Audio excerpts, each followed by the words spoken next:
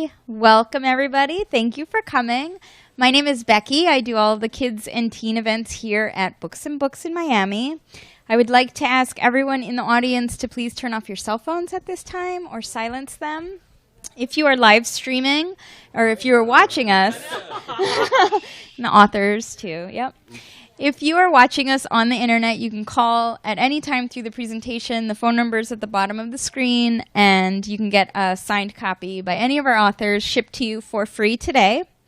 I would also ask everyone in the audience to pick up a calendar of events. We have events like this all the time, so don't miss them. All of the books are also for sale in the other room. We're going to do this one a little differently. If any of you have ever been to our events before, I'm going to have each author explain to you why you absolutely must buy their book. They're also going to tell you very quickly why they wrote their book, and then we're going to ask them a lot of silly, fun questions. So first, I want to welcome the author of Elvis and the Underdogs, Jenny Lee.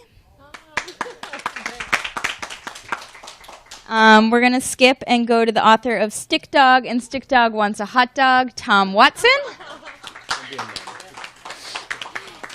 And the author of Everything Else for Sale in the Kids' Room, John Sheska. So, we'll begin in alphabetical order of why everyone needs to buy your book today and why you wrote it. First? Why everyone? I'm going to start with why I wrote it first. I work on a TV show called Shake It Up. It's very popular. Woo! I know, right? Screaming. On the Disney Channel, and it was such a great experience writing for kids TV. I've never done it before, actually, because I'd written for grown-up TV and grown-up books, that I really decided to try my hand at writing kids books when I had an idea for a TV show, and then it didn't sell, and I was like, you know what? I know the whole story, so I think I'm going to write it. And then Elvis and the Underdogs was born. One other inspiration is that I had read an article in People magazine about a boy with his therapy dog that could detect seizures, which I think is kind of incredible that they can train dogs to do that. And I'm a huge dog lover. So, what's the question again? Oh, why you must buy the book. I'm asking nicely, please. And it's a talking dog. It's really funny. And I want to tell a heartwarming tale that it's about a group of underdogs. So you got to support the underdogs. That's why you should buy the book, because there are more of us than there are of them. Nice. Jenny Lee, please. A round of applause. And some squealing for Shake It.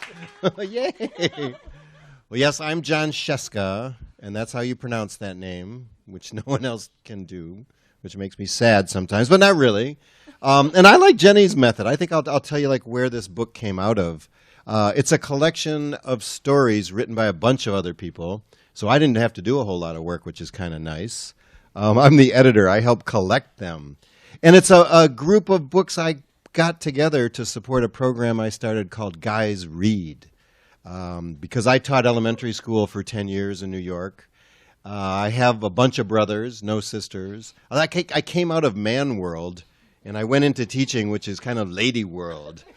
And I found a lot of guys weren't getting to read the books they really loved. So I've got a whole library of these now. The first one is all funny books called Guys Read Funny Business. The second one is Guys Read Thriller. Third was Guys Read Sports. And this latest one is all Guys Read Other Worlds, which is fantasy and sci-fi. And there's a bunch of great authors, so I get to ask people like Tom Engelberger, who wrote Origami Yoda, to do a story. He writes about robot shoes and bionic underpants. Rick Riordan, you guys might know, Percy Jackson. Shannon Hale. Because contrary to what some people think, guys will read women writers. J.K. Rowling, Jenny Lee. Do you want to announce something later, Tom? No? Okay. Or now, if you want to announce now, that's what. Oh, okay, good call. Not the right time. And it's a whole mix of stuff. It's graphic novel writers like Sean Tan, and they're all short stories. So it's kind of a great low-key sales pitch. So the reason you should buy it is they're really short. And if you don't like them, you can read the next one. You don't have to like them all. You can hate some of them if you want. I don't care. And nobody ever tells you that when you're in school. You have to like read the required reading. This is also the only book up here that does not have talking dogs in it. That's a downside, though. No, there's a talking cat, though. Does that count for anything? So I'm joining. I'm getting the idea. Yeah, thanks, sir. There's a cat lover. Thank you. Thank you and good night. Nice work. Nice work. I'm Tom Watson. I'm the author of Stick. This is the second one, Stick Dog Wants a Hot Dog. The first one is called Stick Dog. And I'll do the same thing. I'll do it in reverse order, if that's okay. I kind of feel like Sam Donaldson, you know. Stick Dog started because my family and I, we've always told stories at the kitchen table. My daughter is 13, Elizabeth, and my son Jacob is 12. But I wrote Stick Dog probably 5 years ago, so it's more of that kind of 7, 8, 9 kind of age. And I had sketched. We sketch at the table a lot too, and I had sketched a little stick dog, and they were like, "Call him Stick Dog, tell us a story," and they really liked it, what I told them. I was like, "I think I'll write that down," and that's sort of how Stick Dog came into being. I think it's kind of, you want to get it if you want to laugh. If you're in a laughing kind of mood, Stick Dog is all about the laughs. But it's got a little bit more to it. It's really kind of goofy, but I've heard a lot that parents like to read it to kids because it's sort of sophisticated humor, not like potty humor in a kid's book. Wait a minute. What's the poodle's name? Poo-poo. So yeah. But he's a poodle. He's named after him. Right, yeah. You make a good point, Frank. Let's be honest. So if you're in the mood for a good laugh, but there's other stuff in here too that kind of has some subtext to it. It's about companionship and friendship. One of the things we learn in the book is that Stick Dog has these 4 friends, and they're really not very bright, to be perfectly honest with you. And he has a way of sort of saying, like, well, that's really, really a bad idea, but he does it in a very polite and loving way. And it's not snarky in a way I think a lot of those kinds of books in this kind of genre can be. Sometimes it's about trust and companionship and that kind of stuff, and still has a lot of laughs. And I think that's sort of what I'm most proud of, is that some of those lessons come through without like preaching really hard, and I like that about it. Yeah, I would second that notion, because I've read this and just laughed my head off. And then you realize at the end of the book, like, it's not mean humor. Yeah. Like, Stick Dog is always trying to help his friends, even though they're the worst idea that the other dogs come up with. And he's just like, okay, let's think this through. Yeah. And then the kids can kind of feel successful, too. I think these are just kind of marvelous. That's nice of you to say, but it's just because I'm sitting here pinching. Right. Ow! Give me $100. He said you did.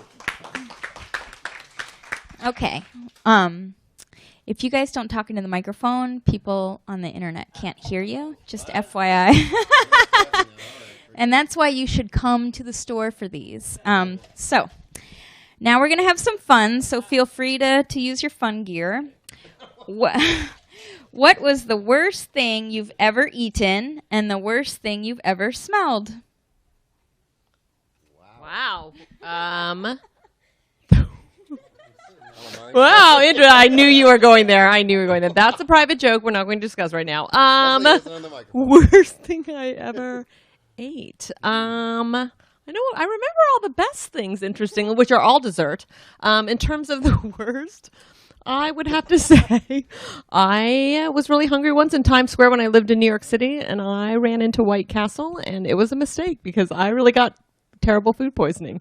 And so that was probably the worst thing I ever ate. The worst thing I ever smelled. I have a dog. Let's just say that. And every now and then they get an upset stomach. So why don't we just leave it at that? Wow, we're breaking whole new ground here. Though it does come to you, though. I think the worst thing I ever ate was cat food. Because my brother and I were supposed to be helping my mom get a party ready. And we were going to put like little meat things on crackers. And my brother opened a can of cat food and started putting it on crackers. By mistake? Or Nope, on purpose. And he gave one to me. He goes, "Here, John, you want to try this?" I go, "Sure." "Ooh, that tastes kind of fishy." He goes, "Yeah, because it's cat food." And the worst thing I ever smelled was my son's hockey gloves. Because he plays hockey, and those things are nasty. It's not really a Florida thing, but if you ever see a hockey glove, do not smell it. And then when they fight each other, I think that's why they take their gloves off, just so you can, like, smell them. Mr. Watson. Okay. Worst thing I ever ate. Someone did talk me into eating a grasshopper once, like a fried grasshopper, like not just one you kind of find in the yard. And I really didn't like it. I swallowed it, and it was fine. I mean, I didn't retch or anything, but I would never eat a grasshopper again. And the worst smell, I think. Well, John and I have been touring all this week. And with Chris Crovaton, and maybe we can get him to watch this, because I think you'd agree that after 4 days in the car with Chris, he's a little sniffy. Yeah, so I think I'd say Chris Crovaton, the author of Gravediggers, which is a terrific zombie series. Yeah, Chris, we love you. Yeah, but you take a shower. Yeah. Okay. Have you ever pretended to love a gift that you hated, and what was it? Oh, you got one? This is like instantaneous. Because this is, no, she's not. I know that for sure. So this would be a good example. There's this little tie thing, right? I was a junior in college, and my grandma Robinson, my mom's mom, came over for Christmas, like Christmas Eve and opening presents and stuff. And I hadn't seen her for a couple years probably, and she was thinking of little Tommy. And she got me a box of 6 clip-on ties that were no longer than this. And I was there, and there was like nothing I could do because it's my grandma, right? She's right next to me as I'm opening this present. And like being able not to crack up, like took every ounce of energy and be like, because it was also just so sweet, that she was kind of picturing me that way. So like a box of 6 clip-on ties. Oh. That was kind of heartwarming. That was good. After all the Crovaton hating. Yeah. I don't think I ever pretended I liked presents. I would just get them and not like them. And it happened, pretty much every year during my birthday, which is on September 8th, which is the first day of school. So I would get, exactly. When's your birthday? August 22nd. August 22nd, same sort of thing. This year, my school literally started August 20th. So her school started right on the birthday. So guess what you get for your birthday then? Pencils, notebooks, socks, new socks. I'd go, oh, thanks, everyone. Maybe we could trade presents. But I would, no, I don't think I did pretend I liked them. I just went like, oh. I'm up. Let me think. I've been thinking, and I'm trying to remember her name. It's terrible that I don't remember. But in elementary school, one of my friends gave me this perfume, and I'm trying to remember. It smelled terrible. I smelled it, and then she was like, "Don't you love it?" And I'm like, "Yes, I love it." And then she proceeded to spray it on me. It's so much. I smelled like this perfume for days. I took the longest bath. I could not get the smell out. So that was probably my worst gift, and it's good I can't remember her name in case she's out there. Okay. We've already clarified who likes cats and who likes dogs. So if you could have a wild animal as a pet without worrying about your safety, what would it be? Good caveat. We were talking about this yesterday. I mean, I guess, did you know that pandas can eat their entire weight in bamboo every day? And I just think that's incredible. And I would like to get I hear they're not that. I don't think they asked what you want to be. Oh, I know. But I would have a panda so I could watch it. Yeah, then I could watch it because then I would imagine myself and I could eat my entire weight in cupcakes every day. And I'd be like, oh, that's like what that panda's doing, except it's bamboo. Just like your pet. That's kind of perfect. Have you ever seen that TV commercial where the guy has that little miniature giraffe? Yes. I kind of want that little giraffe. I don't know if they really exist because I don't think I can have a dragon because they'd catch stuff on fire. But if we're going to shrink little animals, I think I would even like a little rhinoceros better because he could run around and like knock into things where the giraffe might get broken. But I think a little rhinoceros, a teeny little rhinoceros. Can you make all these things come true, by the way? Oh, excellent. Why, thank you. So no cats, no dogs, but kind of an animal that I'd really like. I'd like something dangerous and kind of scary. So I think my answer again would probably be Chris Crovaton. No, I'm kidding. I'd probably take like a little lizard. I think lizards are pretty cool. As long as they didn't have like, biting abilities. Yeah, I think I'd take a lizard. A toothless lizard. That's crazy, Tom. Don't get that. Okay. This next question is 3 parts, and you're all going to have a different part. So who wants to go first? John. I do. Okay. Name all 7 Horcruxes in Harry Potter. All 7 what? Oh, okay. I know those. Envy, sloth, gluttony, sleepy, dopey, east and west. Did I get those right? Yes. Okay. Who's next? Those aren't right? No. Different question. Different question. Oh, different question. I'll go next. Okay. Name all of Santa's reindeers. Oh, I think I can do this. There's Dasher and Dancer and Donner and Blitzen. There's not one called Vixen, right? It was Blitzen, so that's the sexy reindeer. Prancer and Dancer and Donner. I know we lost cans. Yeah, that's Right? No. Rudolph. Anyone can help me? Can anyone help me? What I miss? Blitzen. Oh my gosh. Comet and Cupid. How can I forget Comet and Cupid? It's a hard C. The comedy Q. All right. Wow. And so Tom has to name all the 7 dwarves. All 7. Chris Crovaton. Sleepy. This level test has to end. I'm a big believer in humor through longevity and repetition. So, Relentless. right, yeah. Wait. I want to say snoozy for some reason. Sleepy, bashful, Doc. Yeah. Dylan, help me out here. Come on. I'm still thinking. Kooky and grumpy. Doofy. Jillian. Jillian and Jen. And Phyllis. Phyllis is the fun. Yeah. And Kate. All right. Well done. Okay. Now, very easy. What is your favorite ice cream flavor? It's a banana split a flavor. So I like them. I want to call it because I like all 3. I know I am. So I would say banana split because I like all 3, and I like the chocolate and the caramel and the whipped cream, and I eat in a certain order. So there. I think I like a Cheez-Its. No, I don't like ice cream. No, I don't like ice cream. I think it's bad for you. But I like Cheez-Its. Do I get any points for Cheez-Its? Original Cheez-Its. Yeah, we also discussed too many flavors of Cheez-Its. Who likes original? Raise your hand. Excellent. Who likes those weird white ones? Jenny.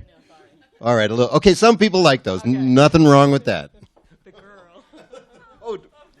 What? Back to. What do you want from him? What? Ice cream. Sorry.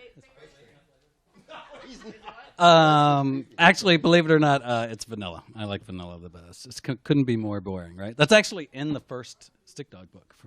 Is that vanilla is my favorite. Yeah. So vanilla and a toothless lizard you want for your dad. Right.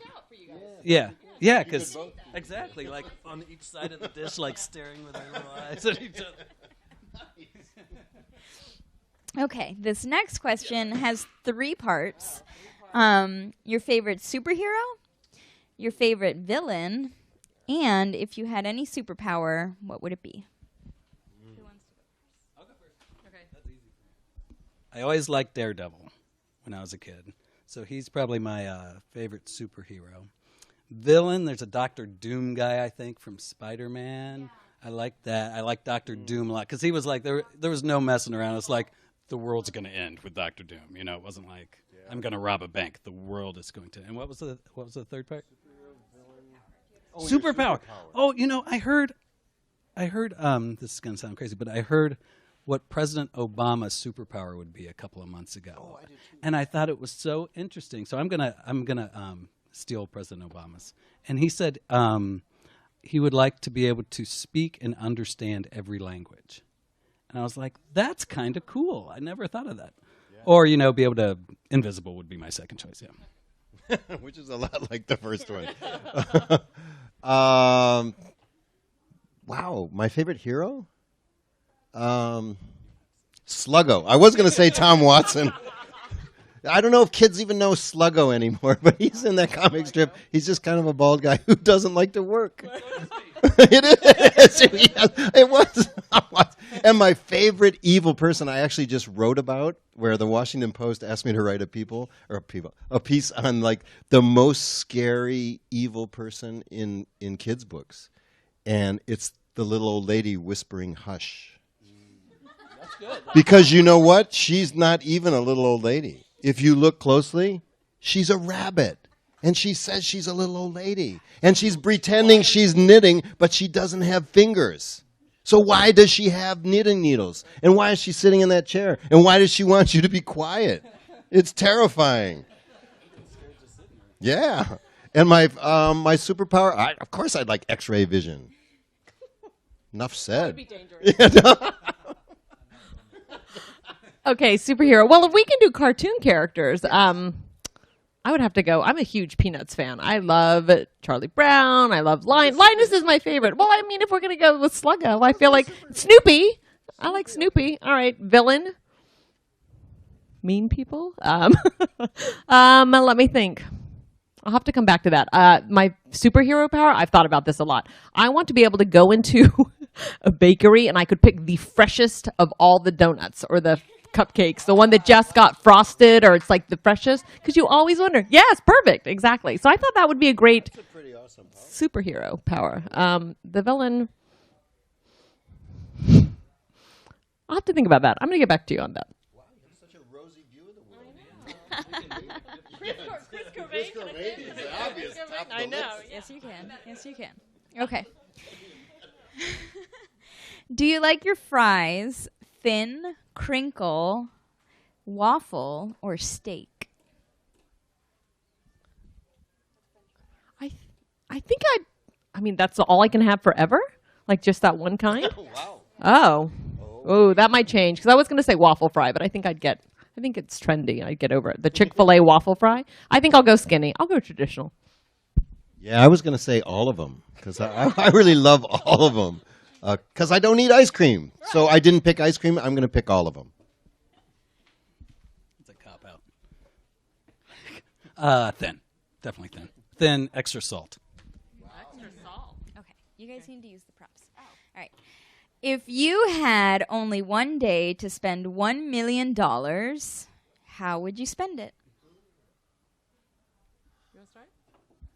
On Cheez-Its. $1 million worth of Cheez-Its, Mr. Watson. Hair transplants. Oh, I know, right?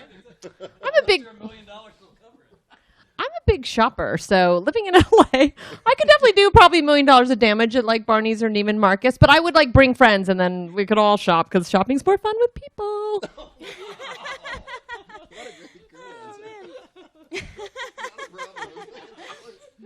Okay. Our first book-related question. What was your favorite book as a child, and who is your favorite book character? Wow. It's not Goodnight Moon. No. No, it's not good. It's definitely not Goodnight Moon. What was first? Favorite book, and then favorite... Kids book as a child. Oh, as a child. Favorite book character. My favorite book as a child was Go Dog Go. Because it looked just like our family, which was 6 boys and no girls. We were just like a bunch of different colored dogs driving around in cars and having a party in a tree. And my favorite character was the little guy in the carrot seed who looks a lot like Sluggo. And everyone told him the carrot seed was not going to grow up. It was not going to grow up. It was not going to grow up. And then guess what happens in the end? It grows up into a giant carrot that he puts in a wheelbarrow. But he's so nice, he doesn't rub it in. He just like wheels it off and goes like, huh. Which I thought was pretty superhero-ish almost. You got one, Mr. Watson? I think so. I'm blanking on the author, but we had this. Yeah, right. Shut up about that. There's a book called Giant John, and Giant John was this very kind giant, but he was kind of clumsy, and he was always knocking stuff down. I'll think of the author. And then favorite character, I hope I can do like a comic book thing, because I love Calvin from Calvin and Hobbes. That's one of my favorite characters of all time. I think my favorite kids book is the Boxcar Children, because I just remember very viscerally reading it and loving it so much because they were all by themselves, and I just thought that was such a fantasy, and that they were in the woods and then they all worked together. It was so, I don't know, I thought it was great. And then how they went to the dumpster and made stuff. I just loved that book. I did. I have to show you. And don't try this at home. I think I took it from my library. My mom had to pay for it, though, but I think I took it and hid it and said I lost it and kept it, and I still have it today, that same book from when I was a kid, because I loved it so much. And then I read them all. It goes a little downhill because too many mysteries. My favorite character that I love, I always love Eeyore, because I always root for, in Winnie the Pooh, Tigger's too exciting and Piglet's too, I don't know, Piglet's just annoying sometimes. But I love Eeyore because he's so sad and mopey that you just want to cheer him up. And then I love the whole can't find my tail bit. It's funny. He went. Yep. Okay. What is one word you always misspell? And then your favorite word to say or write or use? I know what I misspell. I'm going to think about favorite and I'll pass. Restaurant. I'm going to try to spell it now. Yeah, that's a tough Restau. Rant, right? I always flip the AU and the AR. It's like the silliest word because we eat and we use it all the time. Yeah. So there. The one I always misspell is floxinoxanilification. I think it's the longest word in the dictionary. We're not sure, but we'll look that up. And my favorite word, I always have a weird new favorite word kind of the day. Lately, I like scooch. I saw someone wrote scooch the other day, and it's one of the best words. Because we always say it, but nobody writes it. And you know what it means? It means just scooch over, Tom Watson. See? He knew exactly what to do.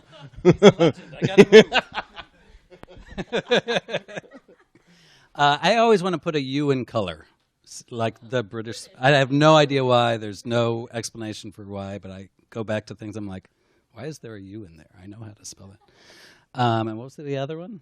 What was the other question? Favorite word. Can it be a name? I love the name Phyllis.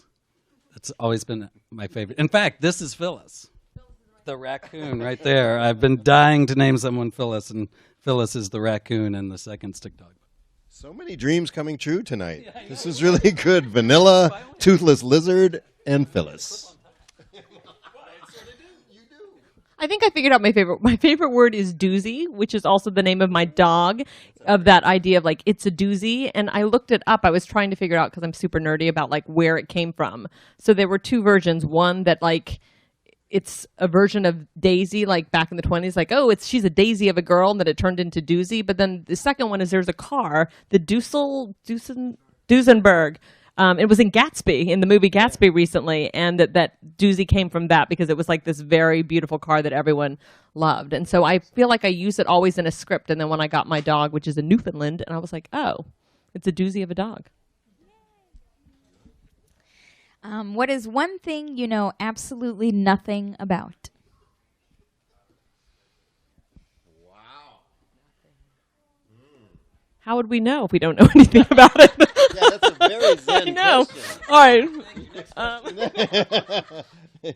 Oh, wait, I've got the answer to that. What do I do? Yes. I agree.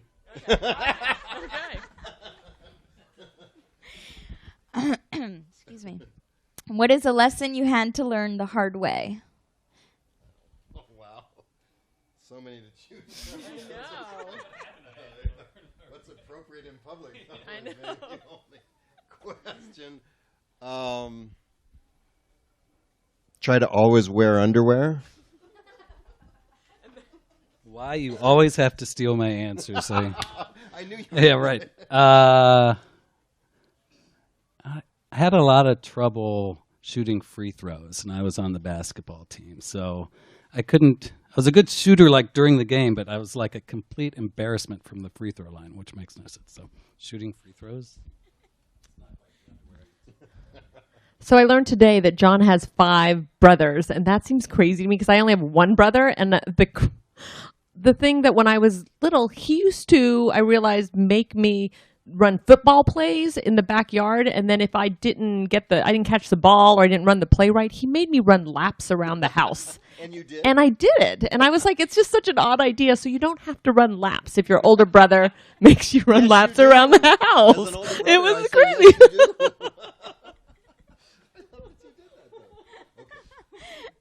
What is your favorite TV show that you are embarrassed to admit you watch? Wow. Okay. Yeah. We were just talking about this one. It used to be Storage Wars, because I hate that. I don't even want to watch that, but I keep watching it. But then I started watching Bad Ink, where they cover up bad tattoos, and it's so compelling. You see some really terrible tattoos. No. I heard about that, yeah. Spoiler alert, Storage Wars is fake. Sorry, Tom. Go figure. Do you have a TV show? Felicity was my other. No, Felicity was one of my favorites. You mean that Picasso in the Cleveland storage unit wasn't real? I try and get my kids to watch the Brady Bunch all the time. We got the 38 DVD pack. And I would watch the Brady Bunch with them whenever I get a chance, but they refuse to. So maybe that's sort of my guilty TV thing. Yeah, that's pretty bad, yeah. I'm trying to think. I used to be the #1 fan of Grey's Anatomy, absolutely, and Shonda Rhimes is a god to me, and I love her. But there were some years where it kind of got a little not so good and kind of crazy. I feel like Shonda was working on other stuff because she had other shows to do. So but I kept with it the entire time because I feel like I know them all. I feel like they're my friends, and I have to find out what's going on in their lives. I respected when she had all these characters like they sent in a serial killer and he shot everybody, all the bad characters, and it was crazy. I was like, oh, but that's one way to get rid of all the bad characters on your TV show. I know. And just as a little side note, we were thinking of which questions we could ask you, like the Horcruxes and the dwarves, and someone said have them name all the Brady Bunch kids, and then we all we shot it down. It was like no kids know what the Brady Bunch is anymore. So.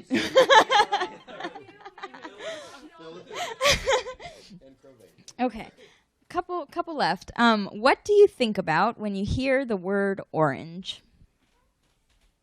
Orange is my favorite color, for real. I love orange. And I went to college in New York and I wore a lot of black. I did that whole, I'm a New Yorker, I'm going to wear black all the time. And everyone's like, stop with the black, wear color. So I systematically tried a bunch of colors, do not look good in yellow and green. And I can wear orange, so orange. I still think of annoying orange. I think that is like the funniest thing ever. He's just like yelling at other fruit and making fun of them, which is kind of great. I think of tennis because my son is tennis obsessed and he wears orange tennis shirts. So I think orange is sort of a tennis color, like it's a Nadal color or something. So I would think of Jacob playing tennis is what I would think. And my last question before we open it to the audience is to describe your book in 3 words.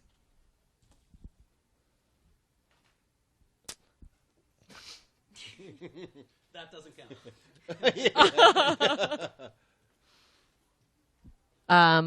Funny, friendship, underdogs. Out of this world. No. All right, I'll say out really softly. Of this world.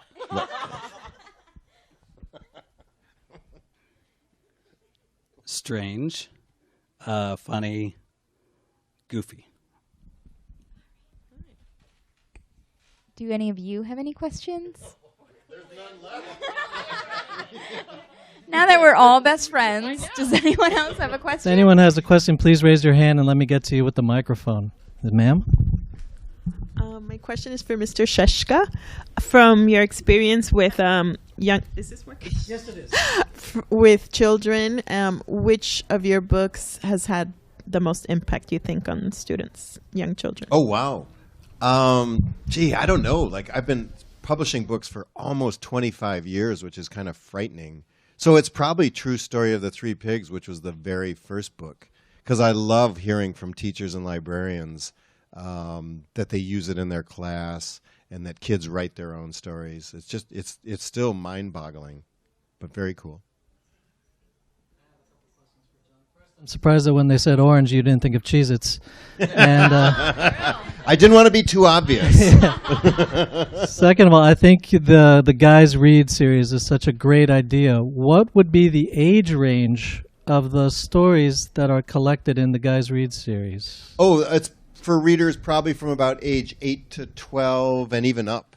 Because they're writers that well, actually in this one, there's a story by Ray Bradbury, who adults can read this. Or Eric Nyland is a guy who wrote for Halo, the video game. Rick Riordan. Yeah, anybody. But probably 8 and up, we would say. I read it, though, on the plane. I was reading 4 stories. Okay, Tom Watson. The answer is Chris Crovaton. No matter what you say. So, considering your last name is Watson, do you like the Sherlock Holmes books? You know, I'm not really into the Sherlock Holmes books. I'll be honest with you. Okay. Also, there's the new TV series called Sherlock. Have you ever seen it? There's 6 episodes. It's absolutely incredible. You have to watch it. I'm going to watch it now because that is such a ringing endorsement. You really like it? Love it. It's really good. Yeah, and it's When's it on? It's like a modern Sherlock. I found it on Netflix Instant Queue, but apparently there's going to be like a whole new season opening up on a channel. I don't know what channel. So you can stream it on Netflix? Yeah. Okay, so I can check it out that way. Oh, the BBC. Yeah. Interesting about just use my last name. We were at an event in Dayton, and it was billed. It was kind of up on their internet site and stuff, and you know, it had the other authors and their names and their books, and it had Tom Watson, author of Stick Dog and Hall of Fame golfer. And I was like, I don't know if we should actually ask them to change that, because it would be really interesting if sort of the older country club crowd showed up at one of our events. That would have been really funny, but nobody did, so unfortunately. Questions? Here we go. For Mr. Seska, was your idea for Guys Read from teaching? I got some of my ideas for Guys Read from teaching, exactly, and my brothers and my own kids. Because of my brothers, like half of my brothers like to read, the other half really didn't. I've got 2 kids. My daughter likes to read. My son really doesn't. So I was always trying to find stuff that he might like to read. And then when I was teaching, I noticed that a lot of my guys like to read really short things. And I like to read short stories. So I thought, why not put a bunch of great guys together? The ideas for each book title. Oh, that's a great question, like where each title comes from. The publisher kind of does some of those. Some of those I think are a little goofy. Like I wanted to just call the first one like Guys Read Humor. They said, no, let's call it Funny Business. Which, that's kind of was my reaction, like, and then the next one I think we're going to do nonfiction. And so I just thought like groups of stuff that people like to read. Maybe action adventure after that. Or do you have any ideas of what else would be a good... Fiction, maybe like changing history, like different, how it could have changed. Change it up. Talking dogs, the talking dog. Guys read talking dogs. They're everywhere. Oh, did you have an idea too? Yeah. My idea was horror. Horror. That's a great idea. Yep, you know, and that's different from thriller. Thriller was kind of tricky, but horror could just be crazy stuff. And you know who writes good horror? I don't actually. Chris Crovaton. Yeah, he writes these zombie books that are nuts. He's got like mountain zombies that are all dusty. He's got ocean zombies that are all slimy. And then he's working on cave zombies. They're like blind and all white and pale and creepy. We scared Becky. For Jenny, do you have more plans for Elvis in the future, or is it too soon to tell? I have a sequel that is coming out in June of 2014 that I just finished. So that's exciting. So the adventure continues and they go to Washington, D.C. That's all I'll say. Oh, and there's a secret code that I stole something from Homeland. That I thought was such a great idea. The dog does a Morse code with his tail, and the kids see it, and he talks to them that way. So I was like, wow. Right? Wow. I have a question for Jenny as well, and no pressure because your publicist is here. But do you have more fun writing? No. Do you have more fun writing for television or books? I guess day-to-day fun. Besides this tour has been really fun. I've been having a great time with these guys, as you can tell. I guess in terms of writing TV in a comedy room, it's like 8 or 10 people. You're laughing all day. So I think that's probably more fun when I'm actually writing. I'm finding book writing is a little more gratifying because it's all my words versus like just one joke or one idea that I had in a TV show. Because TV shows are it's like 100 people who Shake It Up together. So you can't really take much credit, even if your name is like that you wrote the episode. It's still a lot of people contributed. So books are more satisfying. TV is a little more fun. I have a question for Tom. It's a good one. What else can these dogs possibly eat? Like I kind of love that it was hamburgers for the first one. Hot dogs for the next one. I've heard rumors the third is pizza. True? Is pizza, yeah. Where can you go from there? The fourth, I'm pretty sure, is ice cream. But usually what we do when we're out, and this is very nice of you to cue this up for me, I appreciate it, is I think this group might have some I ideas. always ask the people who are there with us what would be good ideas for food for them to sort of chase after next. Dylan, what would be a good food for the dogs to come after next? Do you have a favorite food? No? That's okay. You have to have an idea. What? I think that instead of a food, it should be A whole new direction. Wow. Okay, yes? a drink. A drink. I am absolutely obsessed with this specific drink. They have different flavors of it. It's actually a type of Japanese soda. It's called Romaine. It's incredible. Okay, how do you spell it? Wait a minute, that's not even a drink. That's a whole activity. Yeah, right. In the market. Okay. Okay. All right, I got to tell you, I've probably asked 3,000 kids this question, and that's the very original answer. The best answer I ever got was in Richmond, and this boy in the back row said, unicorn meat. That is, it's totally true. And I was like, yeah, what's a good one? They get tired of eating different food, so they go back to eating dog food. So they like break into a pet food store. So instead of like having pizza, they want like kibbles and bits. I like this idea. Yeah, right. I'm kind of freaking out here. Yeah. Be for anyone or for the three of you. So when you have kids coming to you and saying, I like your book because, do you have different questions or different favorite aspects of the book being favored by a boy or a girl?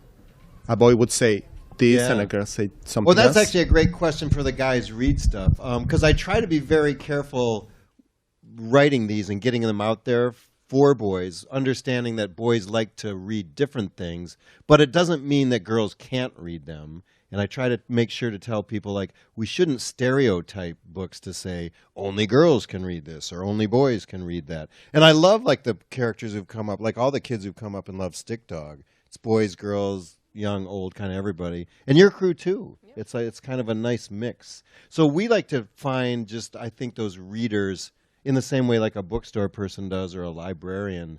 Like, what's the perfect book for that one kid? Like, maybe that kid loves dogs.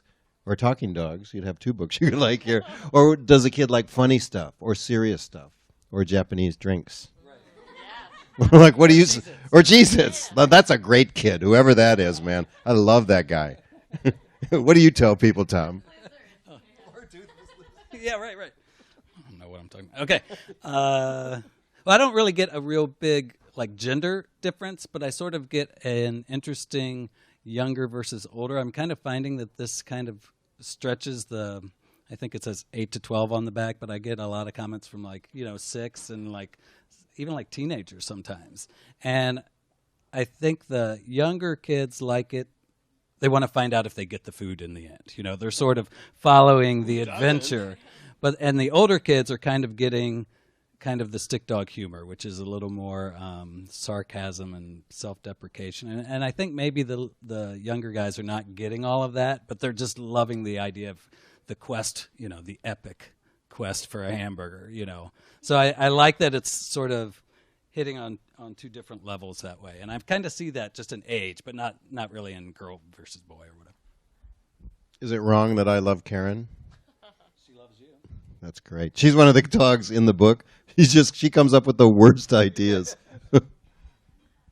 I guess Shake It Up skews very female. A lot of the Disney Channel shows do. And so when I came up with the idea for this, that it was a boy main character, it was really fun to write, more from a boy's point of view. And what I've heard from the boys is that they like the action, and then the kid goes to the morgue and they have adventures. They like that. And then with the girls who I've talked to, they really do more like the friendship, and that it's a group of them together kind of going on an adventure. So it is interesting that girls are more into the relationship aspect. And then the one thing that was surprising about this book is that I didn't think the ending was that sad, but I got a lot of people who were like, it was really sad and my child cried. And I was like, really? But then it kind of ends happy. But then I guess they didn't know there was a second book coming. So maybe that was kind of interesting for me. Yeah. Yeah. Sort of another related question. Has a reader ever asked you a question that really surprised you and made you think differently about the book that you had written? I'm going to pass this on because my book is new. It's my first children's book, and I haven't had that many questions that like took me off guard yet. I guess except for the whole sad thing, except for the sad thing, and that they told me that they cried. And I'm like, really, I'm so sorry. And then I try to hug them, which is not always good either. Yeah, I'm always amazed by what people's reactions are. I'm endlessly surprised. Actually, I don't think there's even one that stands out, and I kind of love that people just bring whatever it is of their own to it. Yeah, I can't even think of one like shining example. Do you have any there, Tom? Help us, please. Not quite a surprise, but sort of a surprise reaction, I guess. Surprise question, but maybe a surprise reaction. And this happened today at the school at the end of the event. And I won't use her real name, but I'll call her Phyllis, which is and Phyllis came up to me and was like, Stick Dog needs to get a girlfriend, and her name needs to be Phyllis. And I said, okay, that's a great idea. And she said, no. She needs to be named after me, and it needs to happen in the next book. It needs to be Phyllis. And I was like, well, I can't guarantee anything like that, but I think it's a really good idea. It needs to be Phyllis. It has to be. It was just, she was so insistent, that she be Stick Dog's girlfriend or something. It was just hilarious. Toughest fourth grader ever.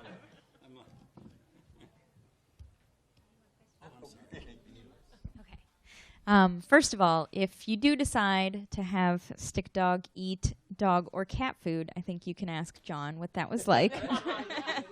Second of all, we never heard what Jenny's favorite villain was. Come on, Jenny. Penguin? I know, I felt like... Who's super annoying? Octopus? I know, who's super annoying. With, I know. Who go down and take up all the space. All right, pitch me ideas. I need some ideas. Who's super annoying? Yeah, what? Yeah. Who was the villain in Toy Story? Was there a villain? Oh, Lotso. Wait, who? Did someone have? Oh, the evil teddy bear. Okay, I'm going to pick that. Lotso. Nobody thinks to pick Princess Crazy's father. Fail. Nobody does. All right. So again, if you're joining us online, you can call now for a signed copy. Thank you guys all for coming. Let's give them all a big round of applause.